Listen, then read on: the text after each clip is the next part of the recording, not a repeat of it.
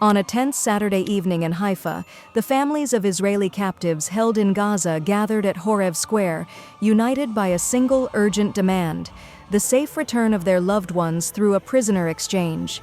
The protest saw a powerful turnout, with demonstrators waving Israeli flags, chanting, and holding up photos of relatives still missing in Gaza. Their call is simple but profound.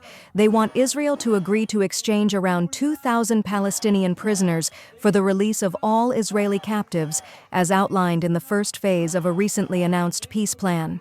Many protesters shared their personal stories, describing sleepless nights and relentless uncertainty. One mother spoke of the pain of not knowing her son's fate, while others urged leaders to act quickly, fearing that time is running out. The proposed agreement, announced by U.S. President Donald Trump, consists of 20 steps, starting with a ceasefire in Gaza, the release of Israeli captives, and a gradual Israeli military withdrawal. In its second phase, the plan calls for a new governing authority in Gaza, with no role for Hamas, and the formation of a new security force with regional cooperation. Chants for "Bring them home" echoed through the square as families and supporters pressed their demands. Interviews at the scene reveal a community united by fear, hope, and the determination to see their loved ones returned safely. Many protesters also addressed the broader humanitarian crisis, noting the terrible toll that ongoing conflict has taken on civilians in Gaza and Israel alike. Since October 2023, more than 67,600 Palestinians have been killed in Gaza, most of them women and children, and the enclave has been left nearly uninhabitable. Despite the immense challenges, the families protesting in Haifa refuse to give up hope. Their demonstration is not only a plea for immediate action, but also a call for lasting peace, security, and justice for all affected by the conflict. Our report brings you exclusive interviews, emotional moments from the protest, and insights into the political negotiations now underway. As the world watches, the families of Israeli captives continue their fight, hoping their voices will finally be heard and their loved ones returned home. פשע בעזה שנלקחו בקלות רבה מדי.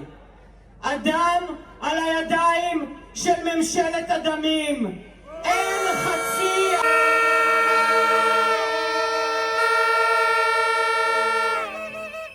חצי אחריות ואת הקמת ועדת החקירה הממלכתית לחקר המחדל שהוביל ל7 באוקטובר. ולכן עכשיו פנו את מקומכם. עופו לנו מהעיניים ותנו לנו לתקן!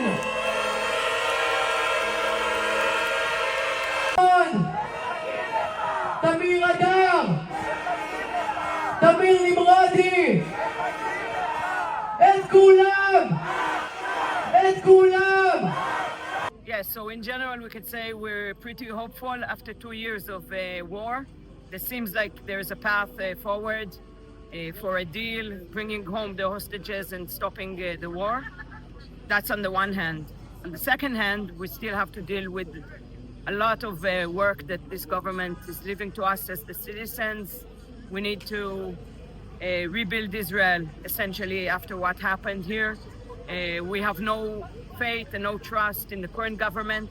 We know this deal was negotiated a year and a half ago, and now is really too little, too late, but at least we have this, and we'll see, hopefully this week, the safe return of all hostages, live and dead, sadly.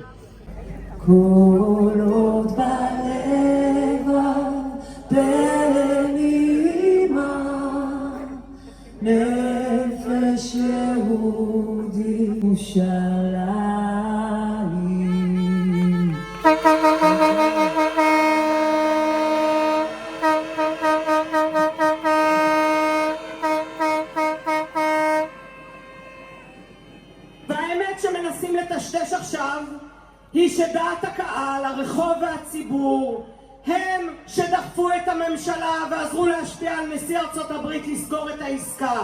זו